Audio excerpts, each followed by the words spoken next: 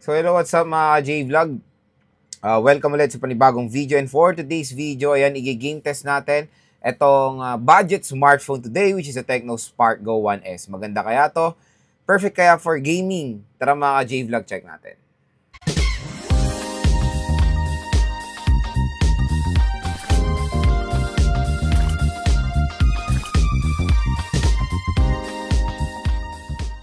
So ito nga pala ay bagong labas ni Tecno, ang Tecno Spark Go 1S. At ito ang pinaka-latest na budget smartphone ni Tecno compared doon sa isa rin na Tecno Spark Go 1. Pero dito is medyo downgrade yung chipset niya dahil MediaTek Helio G50 po with Power VRG 8320 na GPU. Sa mga hindi nakakalam, ang GPU na Power VRG 8320 ay isang outdated na GPU yan. I don't know kung bakit pa ginamit ng MediaTek yung ganyan GPU sa MediaTek Helio G50. Pero yun, 3GB of RAM and 64GB of internal storage lang ang available nito. Kaya when it comes to specs, hindi po talaga siya for gaming. Pero syempre, itatry pa rin natin dahil game test naman itong ating video.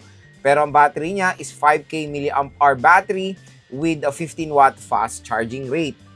So ayan, 3 games lang ating nalagay dito, like Honor of Kings, COD, at Mobile Legends. So first na lalaroin natin is ML. So settings natin, ayan, refresh rate high, graphics high, naka-on ng outline at shadow, at naka-full download na resources dito.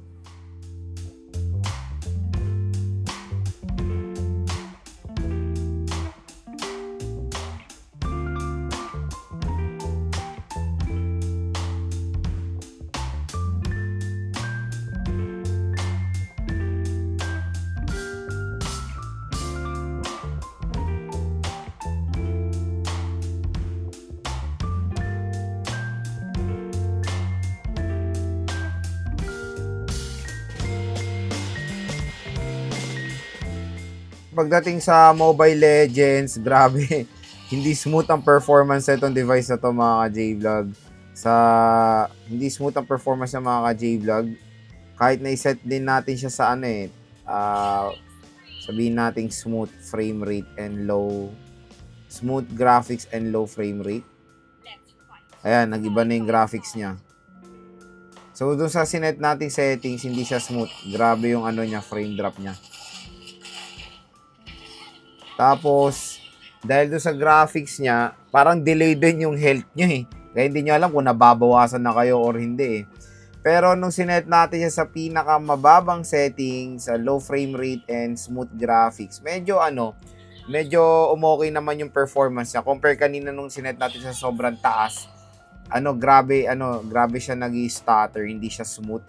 Pero dito mas okay yung movement niya pag sinet natin siya sa pinakamababang setting. So, yon, playable naman po ang Mobile Legends, pero ang pinakamaganda, iset nyo po siya sa pinakamababang settings para mas umokay po ang kanyang performance.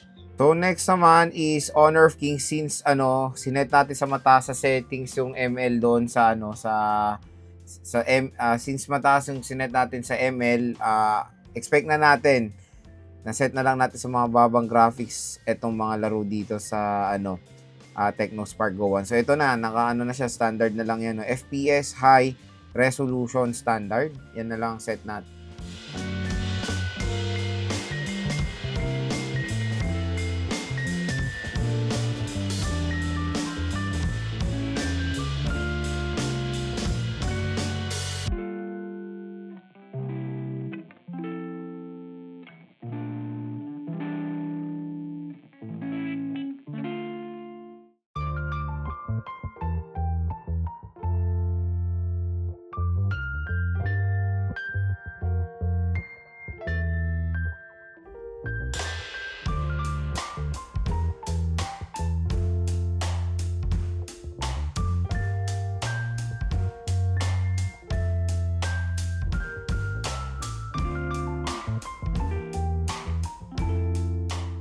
Pagdating sa Honor of Kings, sa mababang settings, playable naman siya dito sa Tecno Spark Go 1S. Pero ayan, from time to time meron pa rin tayong mga frame drops na na-experience. Hindi siya smooth, pero yun, may frame drop.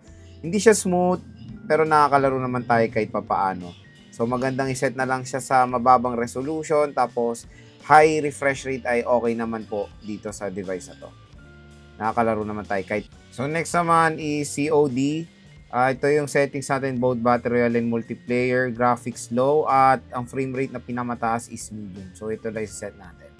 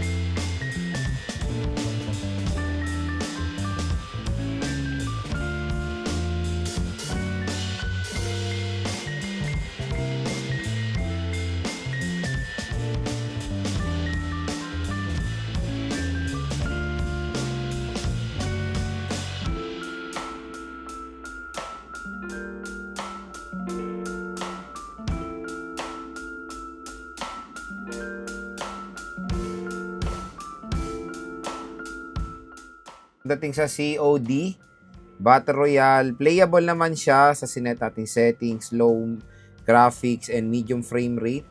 Pero may mga frame drops din tayo from time to time. So makakalaro rin naman kayo kahit papaano ng COD dito sa device na to. Pero hindi siya smooth.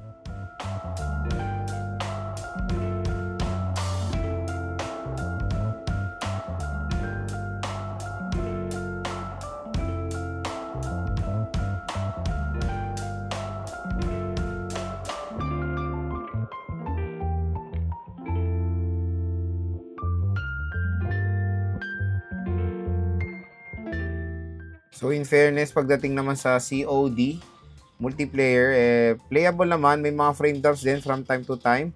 And quick reminder lang na hindi naka-full download yung resources ng dito ng COD since 64 GB lang to. Dinownload ko lang yung mga necessary na kailangan i-download. So yun, playable naman siya, may mga frame drops from time to time and kahit may mga kalaban tayo, okay naman. Nakakagalaw naman tayo ng kahit papaano dito sa COD multiplayer. Then mga ka-J-Vlog, ang ating game test dito sa Tecno Spark Go 1. Ang pinaka main question kung maganda ba to for gaming. So to be honest, hindi po siya perfect for gaming. Hindi ko siya marirecommend sa mga gamers out there dyan.